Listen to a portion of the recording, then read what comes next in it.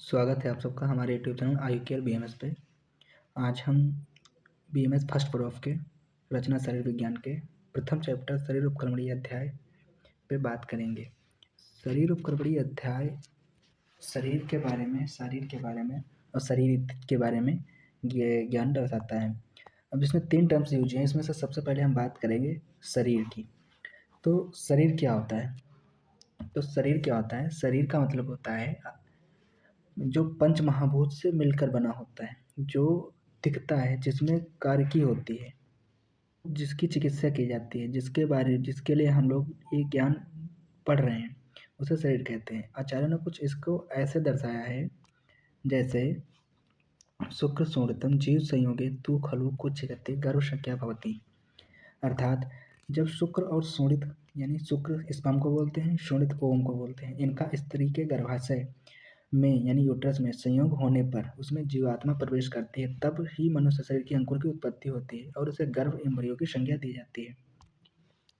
उसमें जब जीवात्मा प्रवेश करती है तब शरीर की संज्ञा दी जाती है, ऐसा हमारे आचार्यों ने बोला है।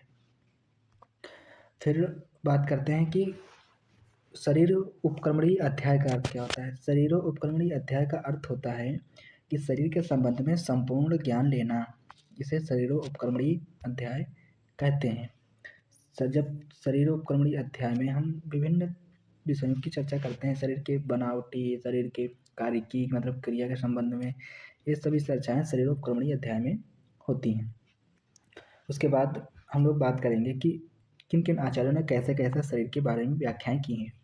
तो चरक ने बोल दिया कि शुक्र शोणितम जीव संयोगे तू खलु कुक्षिगते गर्भ संज्ञा भवति, जिसका व्याख्यान मैं कर चुका हूँ।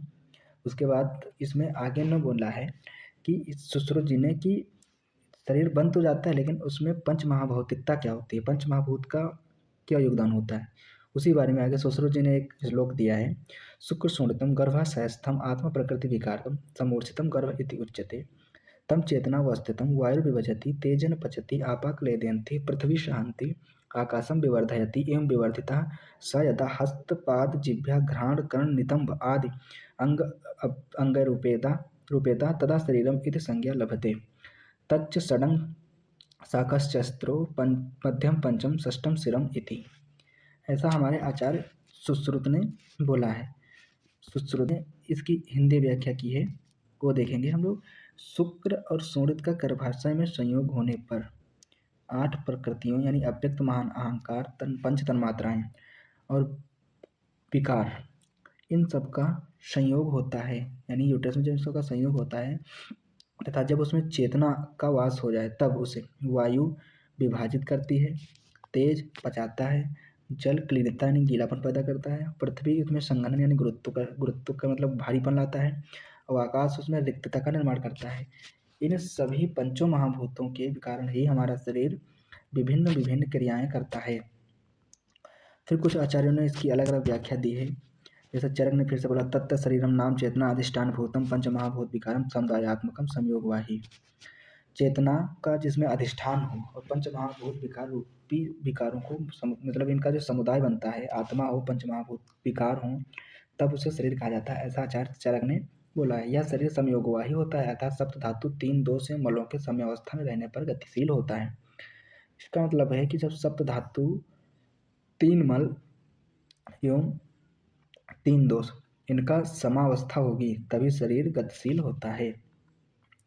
फिर आचार्य सुश्रुत ने बोला है कि दोष धातुमल मूलम ही शरीरम, दोष धातुमल मूलम ही शरीरम, अर्थात दोष धातु और मल, दोष किसे बोलते हैं, दोष होते हैं वात पित्त कफ धातु, रसाश्रंग मांस में 2 अस्थि मज्जा शुक्र, ये रस रक्त मांस में 2 अस्थि मज्जा शुक्र, ये तुम्हारे धातु, और मल मूत्र पुरुष श्वेत, इन सब का ये सब ही शरीर के मूल हैं। अगर ये हैं तभी शरीर है, अन्यथा शरीर नहीं है, ऐसा आचार्य सुश्रुत ने बोला है। उसके बाद देखते हैं फिर है कुछ आचार्यों ने इसकी बोला कि सीरते अनेन इत शरीरम, अर्थात जिसका प्रतिफल क्षरण हो, जिसका प्रतिफल क्षरण हो उसको शरीर कहते हैं। हमारे शरीर में मेटाबॉलिक रिएक्शंस होती हैं, जिसमें कैटाबॉलिक और एनाबॉलिक रिएक्शंस होती हैं। जिसमें जो कैटाबॉलिक होती है उसका मतलब होता है क्षरण होना, वही बताया गया है कि जिसका प्रतिफल क्षरण हो वो शरीर है। जिस दिन हमारी कैटाबॉलिक रिएक्शंस या एनाबॉलिक रिएक्शंस बंद हो जाएंगी उस दिन हमारा बॉडी जो है जीवित नहीं होती, उसे शरीर नहीं कहते हैं। फिर सीरते हिनास्ति आत्मानम इति शरीरम, अर्थात जो निरंतर गति गति के कारण अपने आप को नष्ट करता है उसे शरीर कहते हैं। शीर्ण होना, विशृंखलित होना, विघटित होना आदि सभी अर्थ शरीर की उपचय की क्रियाओं यानी कैटाबॉलिक प्रोसेस का ज्ञान कराने वाले होते हैं, इसीलिए इसे शरीर कहते हैं।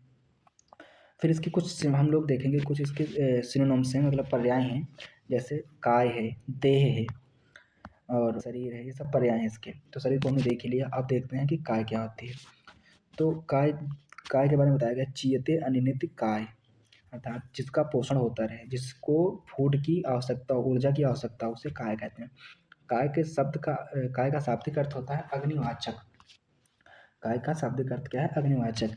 सभी प्रकार के रासायनिक परिवर्तन यानी केमिकल चेंजेस अग्नि के द्वारा होते हैं, अतः इससे क्षय और वृद्धि दोनों क्रियाओं का ज्ञान होता है।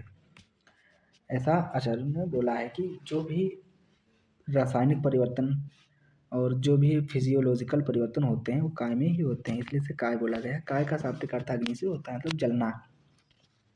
इन अपचय यानी कैटाबॉलिक क्षय और अपचय यानी एनाबॉलिक वृद्धि की प्रक्रियाओं का संयुक्त नाम चयापचय यानी मेटाबॉलिक है। जब यह चयापचय अर्थात मेटाबॉलिक कायग्नि व्यापार मतलब मेटाबॉलिज्म अच्छी तरह से सही अनुपात में चलता है तब शरीर का सम्यक धारण होता है, क्योंकि तब दोष धातु मल साम्यावस्था अर्थात प्रकृतावस्था में रहते हैं। देह, यह भी शरीर का पर्याय है। अब देह क्या है? देह में हम लोग देखेंगे कि धार्यते अनियमित देह, जिससे धारण हो उसे देह कहते हैं। देह का अर्थ होता है वृद्धि या विकास। देह का अर्थ होता है वृद्धि या विकास, अर्थात जिसमें वृद्धि हो, जिसका विकास हो, ये सभी क्रियाएं मतलब मेटाबॉलिक रिएक्शंस हो, वो देह कहलाता है। फिर एक गर्भ उपनिषद के अनुसार इन्होंने 3 अग्नियां बताई हैं जिनके आधार पर काय हम शरीर को शरीर कह सकते हैं, जिसमें ज्ञानाग्नि हो, दर्शाग्नि हो, कोष्ठाग्नि हो। तो ज्ञानाग्नि का मतलब होता है शरीर के सभी शुभ अशुभ कार्य, अर्थात हमारा जो ब्रेन होता है, जो हमारा दिमाग होता है, उसमें अच्छा और बुराई का ज्ञान होना ही हमारे जीवित रहने का प्रमाण है। दूसरी है दर्शाग्नि, यह दर्शन कार्य करती है। आयुर्वेद में आलोचक पित्त से बोला गया है। दर्शन मतलब देखने का, जब आदमी जीवित होगा तभी तो देखेगा, तभी तो उसको ज्ञान होगा। फिर तीसरी अग्नि बोलेगी कोष्ठाग्नि, अर्थात जिसमें खाने के बाद उसे पचाने की क्षमता हो, उसे ही हम जीवित और गतिशील शरीर बोल सकते हैं। ये रही हमारी शरीर की व्याख्या। कुछ इसमें पढ़ने के लिए उसके पार्टों को अलग करना और उन पार्टों के बारे में स्पेशल ज्ञान लेना ज़्यादा ईजी होता है कि उस पूरे चीज़ को पढ़ें। इसलिए आचार्य ने इसी को ध्यान में रखते हुए हमारे शरीर को 6 जगह बांटा है। वो कैसे बांटा है? उन्होंने ऐसे बांटा है कि हाथ पैर, 4 शाखाएं, 5वां मध्य शरीर, 6ठा सिर, 6 जगह शरीर को बांटा गया है, जिसे सडन शरीर भी बोलते हैं। वीडियो देखने के लिए धन्यवाद। दूसरा वीडियो बहुत ही जल्द आएगा।